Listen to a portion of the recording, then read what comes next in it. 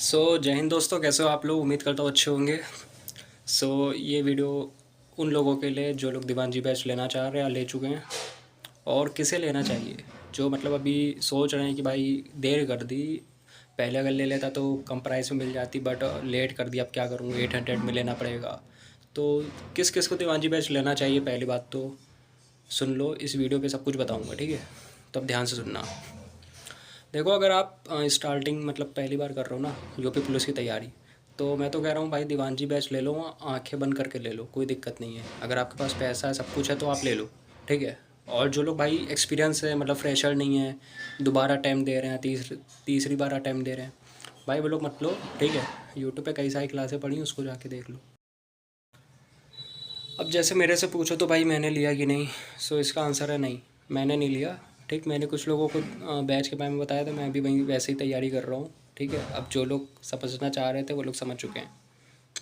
अब देखो, अगर जिसके पास पैसा है भाई वो ले सकता है, ठीक है। दीवानजी बैच अगर आपको दूसरी बार का एग्ज़ाम दे रहे हो, दूसरी बार अगर चाहते हो लेना तो ले, तीसरी बार लेना है तीसरी बार लो, उसमें कोई दिक्कत नहीं। बट मेरा पहली बार है, और मैं शायद आगे चल के फ्यूचर में ले भी सकता हूँ, क्योंकि जहाँ से हम लोग तैयारी कर रहे हैं वहाँ पर थोड़ा सा प्रॉब्लम चल रहा है। तो हम लोग भी चाहेंगे कि भाई बैकलॉग ना हो, अच्छे से क्लासेस चलें, ठीक, टेंशन ना हो किसी भी चीज़ को लेके, भटके ना इस इधर से उधर। वही चीज़ है, बट मैं तो बस यही सजेस्ट करूँगा कि आप लोग चाहो तो दीवानजी बैच ले सकते हो, ओके। और जो एक्सपीरियंस है, जो दोबारा दे रहे हैं एग्ज़ाम, भाई वो तो वैसे तो भाई बिल्कुल मत लो, क्योंकि भाई आप लोगों की कोई ना कोई कमियां ही होंगी जिस वजह से आप लोगों का सिलेक्शन नहीं हुआ होगा। तो आप उन कमियों पे काम करो, आप प्रैक्टिस कर सकते हो, जो भी मॉक टेस्ट वगैरह शुरू हो चुके हैं RWA चैनल पे, उसको दे सकते हो। और यूट्यूब पे बहुत सारे प्रैक्टिस सेट पड़े हैं, हर जगह से करो। TWA से करो, RWA से करो, एग्जामपुर से करो, करियर विल से करो, ठीक।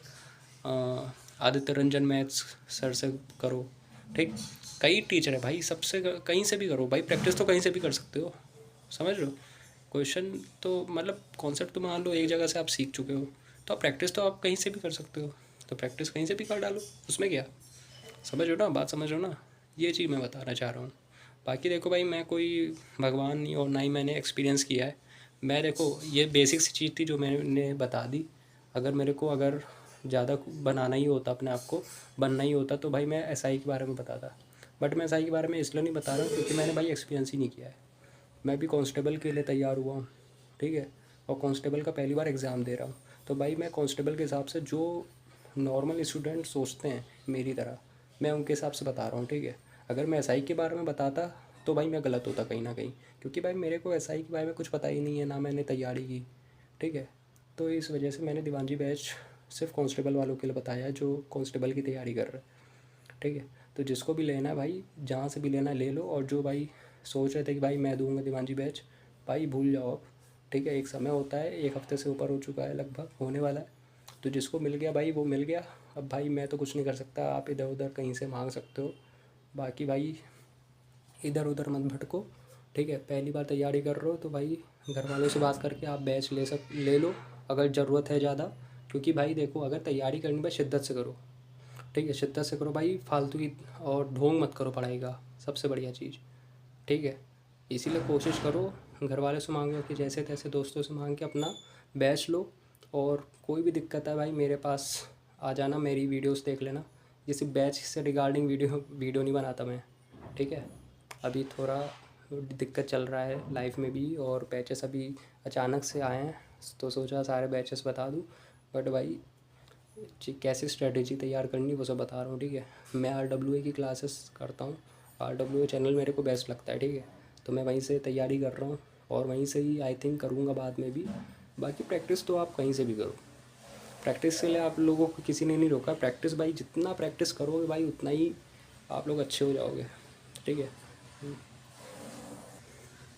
जब एग्ज़ाम होगा ना, तब तुम्हारे हाथ क्या मतलब, कुछ ही सेकंड के अंदर आपका आंसर आना चाहिए। आप खुद सोचो, 150 क्वेश्चन है, 150 क्वेश्चन करने में हालत ख़राब होती है।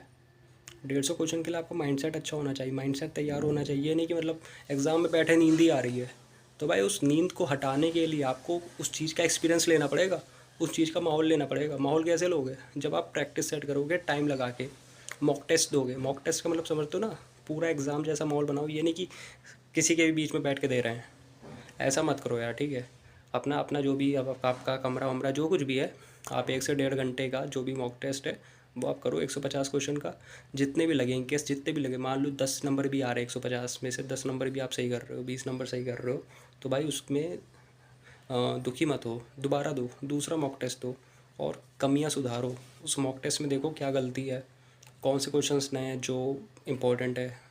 भाई जब पढ़ोगे ना आपको खुद ही समझ में आ जाएगा कि हाँ ये आ सकता है, ये आ सकता है। जब आप एक ही क्वेश्चन को कई सारे प्रैक्टिस सेट में देखोगे ना, इधर देखोगे उधर देखोगे, तो भाई आपको समझ में आ जाएगा कि ये क्वेश्चन इंपॉर्टेंट है, उसको कॉपी में उतारो। भाई कॉपियाँ भर दो, किससे भरनी है, कॉन्सेप्ट से नहीं भरनी, सबसे ज़्यादा कॉपी भरनी है प्रैक्टिस से।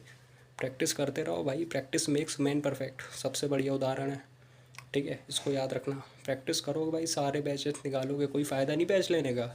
आप दीवानजी बैच ले रहे हो, क्या फ़ायदा है, आप कर सकते हो वो तैयारी, आपके अंदर वो जुनून है। भाई 6-6 घंटे की क्लासें चल रही हैं, चलो मैं मानता हूँ कि भाई आप लाइव करोगे, वो लाइव नहीं करोगे, रिकॉर्डेड करोगे, क्या आपके अंदर इतनी हिम्मत है, आप कैसे करोगे। चलो अगर आप 1 घंटे की क्लासेस करते हो, मान लो नोट्स बना बना के करते हो, तब भी आपको 1 से 1.25 घंटा लग जाएगा, गारंटी लग जाएगा, उससे अंदर हो ही नहीं सकता। क्लास करोगे, एक पेज करवाया फिर आप नोट्स करोगे, फिर दूसरे पेज उन्होंने करवाया फिर आप नोट्स लिखोगे, चलो ऐसा है। दूसरा सिस्टम ये है कि भाई 6 क्लासें डाउनलोड पे लगा दी, अपने बाद में रिकॉर्डेड देख रहे हैं। पहले आपने 6 क्लासें कर ली, चलो 6 क्लास करते करते मान के चलो 2-2.5 घंटा, चलो 3 घंटा मान लो। 3 घंटे में कई लोग ऐसे होंगे जिनको डिस्ट्रैक्शन होगा, इधर से उधर जा रहे हैं। भाई सबसे बढ़िया मैं बताऊँ एग्ज़ाम, सबसे बढ़िया मैं बताता हूँ, अगर जब भी एक क्लास करने बैठो ना, नेट बंद कर दो। जो लोग डाउनलोड करके देख रहे हैं ना, नेट बंद कर दो, सबसे बढ़िया। और भूल जाओ क्या हो रहा है। ये सोचो भाई 2x की क्लास है, मुश्किल से मेरे को 20 मिनट लगेगा, 20 मिनट भी नहीं लगेगा भाई। खुद सोचो भाई, 1 घंटे की क्लास होती है, टीचर पढ़ाता है क्या, टीचर 1 घंटा पूरा पढ़ाता है। 5 मिनट स्टार्टिंग में जाते हैं उसके इंट्रोडक्शन में, और आखिरी में जाते हैं जब आउटरो करता है, लास्ट में जब लास्ट मोमेंट में कहते हैं कि अगली क्लास में ये होगा ये होगा, जय हिंद वगैरह करते हैं। तो फिर 10 मिनट तो ऐसे ही चले गए, बीच में लाइव में कोई पूछ रहा है उसके चले गए, तो भाई काफ़ी क्लासेस टाइम बचा सकते हो। तो भाई ये मोटिवेशन डालो ना यार, ये मोटिवेशन डालो कि भाई 15-20 मिनट की क्लास है, 15-20 मिनट की आप क्लास करते भी हो, चलो 6 क्लासें करते हो, लगभग लगभग भाई कितना हो गया, 120-130 मिनट हो गया, समझ रहे हो। मतलब आप 1.5 घंटे के अंदर अंदर, चलो 1.5 घंटा मान लो, 1.5 घंटे में आप 6 क्लासें निपटा दोगे यार आराम से। मैथ्स की भी क्लासेस इंक्लूड कर रहा हूँ, ये नहीं कि कोई टफ़ क्लासेस है तो उसमें टाइम लग जाएगा, ऐसा नहीं है। टाइम इतना ही लगेगा सब में, उसके बाद आप नोट्स कर लो। नोट्स एक चीज़ याद रखना, नोट्स करते समय भी आपका नेट बंद होना चाहिए। नोटिफिकेशन आएगा झिल जाओगे, फिर से हिल जाओगे।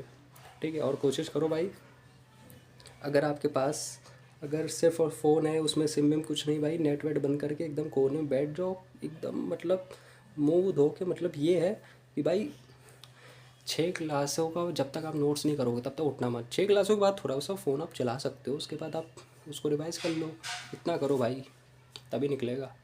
रिवाइज़ जितना कर लोगे उतना ही अच्छा हो जाएगा। फिर भाई चलो फ्यूचर में इनकेस अगर नहीं भी हुआ तो भाई किसी को के भी सामने भाई अगर बोलोगे, भाई हमेशा याद रखनी चाहिए। देखो जिनका भी सिलेक्शन हुआ है ना, उनको कभी भी देख लेना, कोई भी क्वेश्चन पूछ लेना, हमेशा वो तैयार रहेंगे बताने के लिए। ऐसी तैयारी करनी चाहिए, ठीक है, बुढ़ापे तक समझ में आना चाहिए। ठीक है, शादी शादी करने के बाद भी आपको मतलब इतना रहना होना चाहिए प्रैक्टिस कि भाई आपको अगर कोई क्वेश्चन दे आपका, अगर मान लो बच्चा ही अगर आपको क्वेश्चन दे रहा है एसएससी सीजीएल का या कोई भी एग्ज़ाम का, तो भाई आपको उस क्वेश्चन का पूरा हल आना चाहिए, समझ गए, ऐसी तैयारी करनी चाहिए। तो भाई ये सिर्फ 1-2 प्रैक्टिस से नहीं आती, ठीक है, 8-8 10-10 घंटे पढ़ने से आती है।